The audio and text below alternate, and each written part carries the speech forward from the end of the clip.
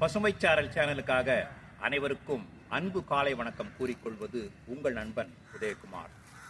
இன்று கிட்டத்தட்ட நம் வாழ்வோடு ஒன்றிணைந்த ஒரு விஷயம்தான் நான் சொல்ல பிரியப்படுகிறேன். இந்த விஷயத்தை நீங்கள் கேட்ட பிறகு உங்களோட மாத்திரம் வச்சுக்காதீங்க.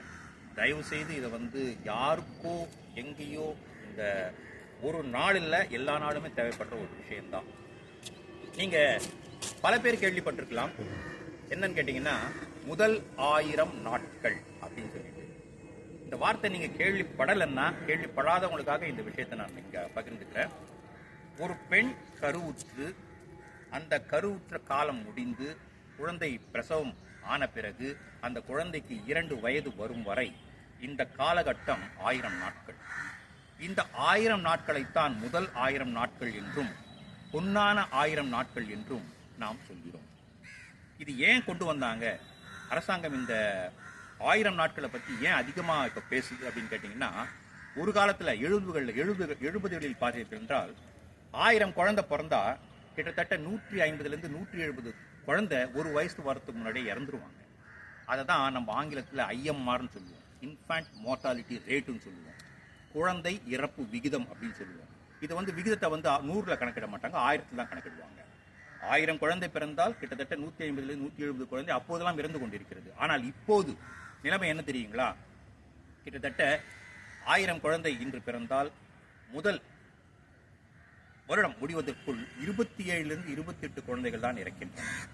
இப்படி ஒரு வளர்ச்சியை நாம் கண்டுள்ளோம். இதுக்கு எவ்வளவு காலம் பிடிச்சதுன்னு கேட்டீங்கன்னா, கிட்டத்தட்ட எவ்வளோ வருஷங்கள் பிடிச்சது. ஏன்னா நம்ம ஒரு முறை சொன்னோம்னா இந்த விஷயத்தெல்லாம் போய் சேர்ந்துரும்னு நினைக்காதீங்க. எப்போ நம்ம மனசுக்குள்ள இந்த விஷயத்தை உள் வாங்கிக்கிட்டு இதை நம்ம இம்ப்ளிமெண்ட் பண்றோமோ, செய்முறை நடைமுறையில கொண்டு வரோமோ, அப்பதான் இந்த முன்னேற்றம்ன்றது நமக்கு நடக்கக்கூடிய வாய்ப்பு உண்டு. அதனால் அவர்கள் என்ன சொல்கிறார்கள் என்றால், கருவுற்ற காலம் முதலே அந்த குழந்தை வளர்ச்சிக்கு தேவையான புரதத்தை அன்றாடம் நீங்கள் தர வேண்டும்.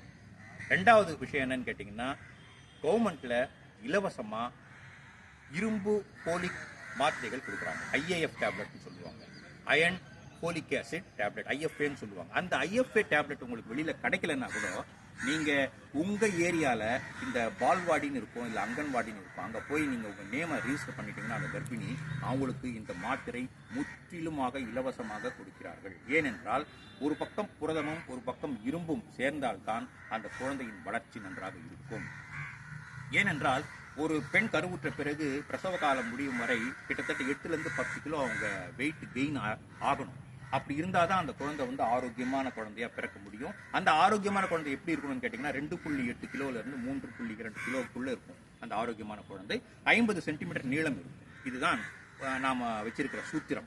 அந்த 1000 நாட்கள் கிட்டத்தட்ட இந்த குழந்தை பிரசவத்தில் இந்த மாதிரி குழந்தை பிறந்தாவே கிட்டத்தட்ட சக்ஸஸ் ஆன மாதிரி தான். அதுக்கப்புறம் 6 மாதம் வரைக்கும் தாய்ப்பால், அதுக்கப்புறம் 7வது மாதத்துலேருந்து நமக்கு கிடைக்கக்கூடிய உணவெல்லாம் கொடுத்துட்டு வந்தீங்கன்னா 2 வயசுக்குள்ளோ அந்த குழந்தை பூரண வளர்ச்சி அடையும். ஏன் அந்த 2 ஃபிக்ஸ் பண்ணியிருக்காங்க கவர்மெண்ட், அதையும் தெரிஞ்சுக்கணும். கிட்டத்தட்ட 80லிருந்து 90% மூளை வளர்ச்சி என்பது 2 வயதிலேயே முற்று பெறுகிறது குழந்தைக்கு. அதனால்தான் 2 வயதை நிர்ணயித்திருக்கிறார்கள். அதனால் இந்த 1000 நாட்கள் என்பதையோ இல்லை பொன்னான 1000 நாட்கள் என்பதையோ இப்போது நாம் கருத்தில் கொண்டு இந்த விஷயத்தை மற்றவர்களுக்கு, எனக்கு முடிஞ்சு போச்சு எனக்கு தேவையில்லை அப்படின்னு இல்லாம மற்றவர்களுக்கு கொஞ்சம் இந்த பதிவை பார்த்த பிறகு மற்றவங்களுக்கு நீங்க பகிர்ந்து கொடுத்தீங்கன்னா ரொம்ப ரொம்ப ரொம்ப நல்லா இருக்கும்னு சொல்லிக்கிட்டு. ஏன்னா ஒவ்வொரு தாய் தந்தையருக்கும் என்ன இருக்கும்னு கேட்டீங்கன்னா, தன்னோட குழந்தையோட எதிர்காலம் நல்லா இருக்கணும், அவங்க ஆரோக்கியமா இருக்கணும் அப்படின்னா எல்லாருக்கும் மனசுக்குள்ளே இருக்கும். ஆனா அது மனசுல கோரிக்கையா இருந்த மாத்திரம் போதாது.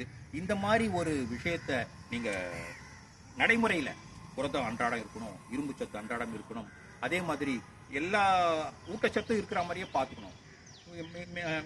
புரதம் இல்லாம இந்த மாவு சத்து இருக்கு, கொழுப்பு இருக்கு, விட்டமின்கள் இருக்கு, கனிமங்கள் இருக்கு. இதெல்லாம் கூட அந்த வயசுல 7வது மாசத்துலேருந்து கொடுக்க ஆரம்பிச்சிட்டிங்கன்னா 2 வயசுக்குள்ள அந்த குழந்தையோட மூளை வளர்ச்சி அருமையாக வளரும், எதிர்காலம் மிக நன்றாக இருக்கும் என்ற அருமையான செய்தியை இங்கே பதிவு செய்து ஒளிப்பதிவாளர் நீலகண்டனுடன் விடைபெறுகிறேன்.